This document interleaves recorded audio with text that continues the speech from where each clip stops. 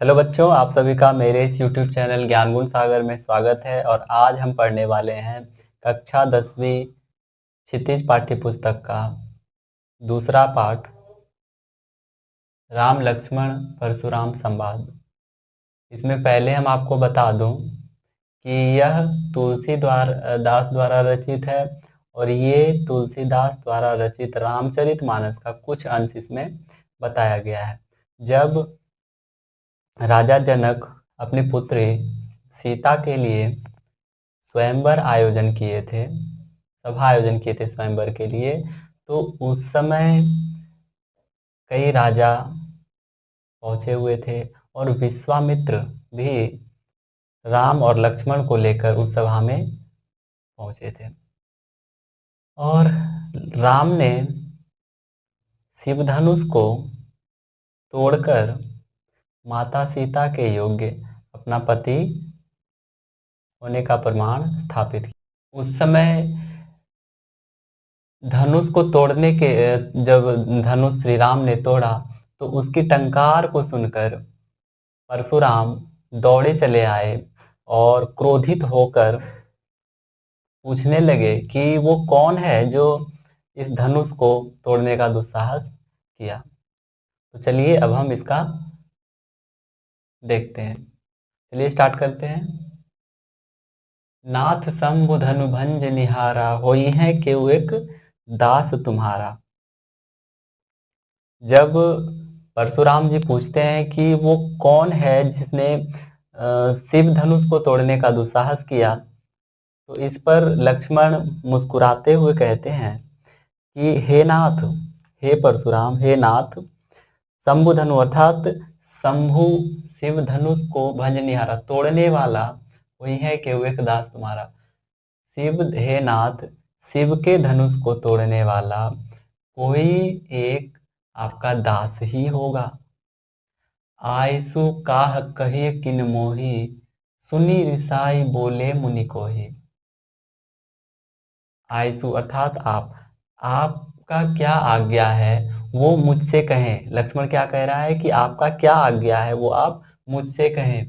और ये बात सुनकर मुनि परशुराम को गुस्सा आ जाता है और कहते हैं, सेवकों सो जो करे सेवकाई, अरि करनी करी करी लड़ाई। सेवक तो वो होता है जो सेवा करे, और जो लड़ाई का काम करे वो तो शत्रु कहलाता है। और जिसने भी इस शिव धनुष को तोड़ा है वो मेरे शत्रु के समान है। और सुनहु राम जे ही शिव धनु तोरा, सहस बाहु सम सो रिपु मोरा। और परशुराम कहते हैं कि हे राम तुम सुनो, राम तुम सुनो, जिसने भी शिव धनुष को तोड़ा है वो सहस्त्र बाहु के समान हमारा शत्रु है। रिपु अर्थात शत्रु, रिपु अर्थात शत्रु। वो कहते हैं कि हे राम तुम सुनो, राम तुम सुन लो, जिसने भी शिव धनुष को तोड़ा है वो सहस्त्र बाहु के समान हमारा शत्रु है। सो बिलगाओ बिहाई समाजा, न तमार जय है सब राजा। और कहते हैं कि जो भी इस धनुष को तोड़ा है वो इस समाज से अलग हो जाए, अर्थात इस सभा से अलग हो जाए। ना त मारे जय है सब राजा, नहीं तो सभी राजा मारे जाएंगे, मैं सबको मार दूंगा। सुनी मुनि बचन लखन मुस्काने, बोले पर सुधर ही अवमाने। और इस बात को सुनकर महर्षि परशुराम का बात को सुनकर लक्ष्मण मुस्कुराने लगते हैं, उनके वचन को सुनकर लक्ष्मण मुस्कुराने लगते हैं। और परशुराम कहते हैं कि परशुधरे अर्थात परसा का धारण करने वाला अर्थात परशुराम।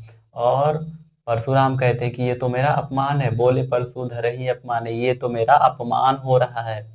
बहु धनु ही तोरी लरिकाई, कबहू न असिरिस किन्हीं गोसाई।